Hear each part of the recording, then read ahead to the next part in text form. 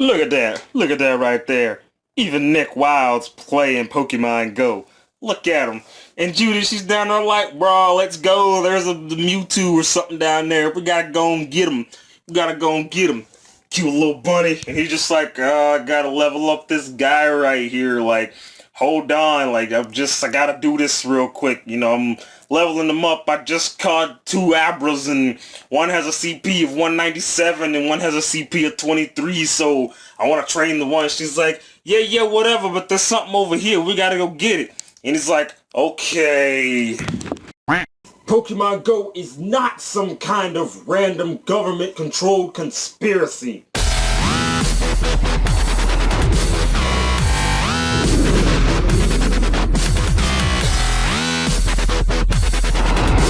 What's going on, my fellow fuzzbutts? My voice cracked a little bit. What's going on, my fellow fuzzbutts? ZabuTheSergal here, and I'm back with another video just to educate my people. And today we're going to kick it off with some true facts about Pokemon Go and some things that's been going on that I just want to sort of kind of address. Pokemon Go is primarily a Pokemon trainer simulator in which you take your phone and you walk around the real world and actually, interact with these Pokemon and catch them, train them and do all these things that nature. It kind of takes elements of the original Pokemon series and adds a nice little mobile twist to it. That way people can be more interactive, people can be more social, people can be more energetic and, active about playing this game.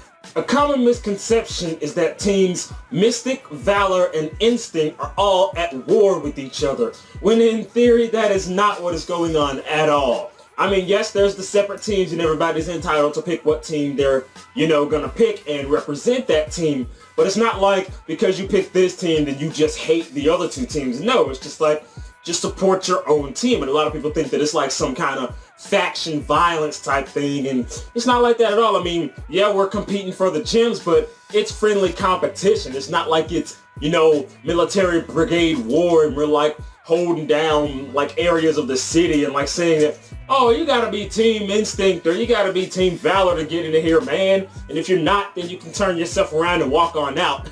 That's not how the game is, because it is a game, and it's a community type thing, so we're all still existing together. Yeah, we have our rivalries. It is a rivalry, not a war.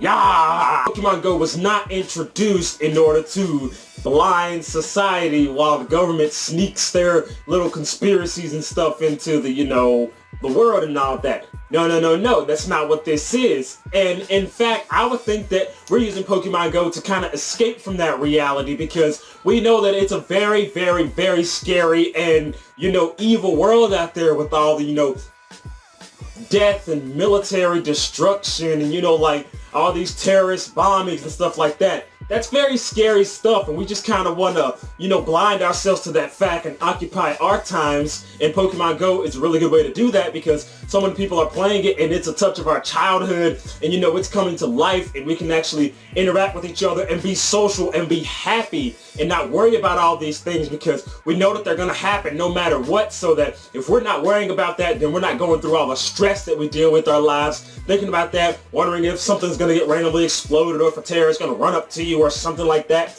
We just want to alleviate all that. We just want to elate ourselves, and that's what it's doing. All those years of playing Who's That Pokemon is actually paying off in this game, because whenever the little silhouette shows that there's a new Pokemon nearby, all those years of playing has taught you to know exactly what those little shapes are. And so all this stuff has been training us and honing our skills. That way one day in the distant future that those things would come in handy, and now is the time.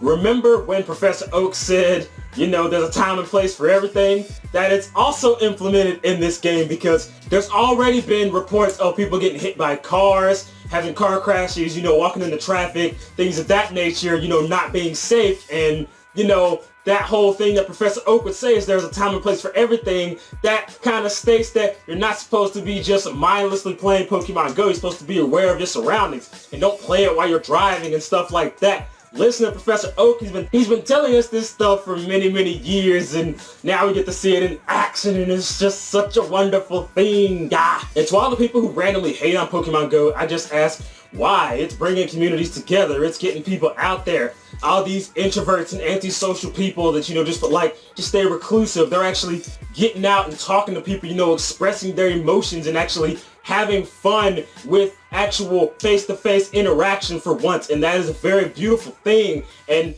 if you are hating on that, then you're just a soulless person, and you need to sit down and think about your life and think about your priorities and stuff. Everybody's got their stuff that they're into, so don't bash people for being into Pokemon. I mean, come on now. If you like sports or something like that, then go like your sports. But, everybody's entitled to like what they like. Let us like what we like, and you like what you like. Don't call us stupid just because that's not what you're into. That's dumb. This is this is kind of turning into a little bit of a rant video, so I think I'm going to go ahead and just kind of close this here. But yeah, I just wanted to give y'all some little helpful tips. But I will add that if you're tracking a Pokemon and you click on it and you're trying to follow it or whatever, make sure you turn on your compass mode and check the bottom right hand side, because as you look for something, whenever you beeline to it, it'll start to emanate. And as you get closer, it'll emanate more and more. And the step counter will go from 3 to 2 to 1. So yeah, definitely be on the lookout for that and check your compass and all that stuff. Just some food for thought. But for right now, I'm going to go ahead and close this. So, also, if you haven't already, post in the dibbly below what team you're on. Team Valor for the win! If you have any suggestions, whoa. What am I saying? If you like this video, go ahead and scratch that like button so that I can post more awesome content in the future. You want to talk to me? Have some Twitter. You want to stay updated as well as know the next Q&A is going to be? Have for affinity. Want to drop fan art of ZabuTheSergal? Fan art is always welcome. Keep it PG-13. But as always, my name is ZabuTheSergal, and I'm out of here. Blah, blah, blah, blah.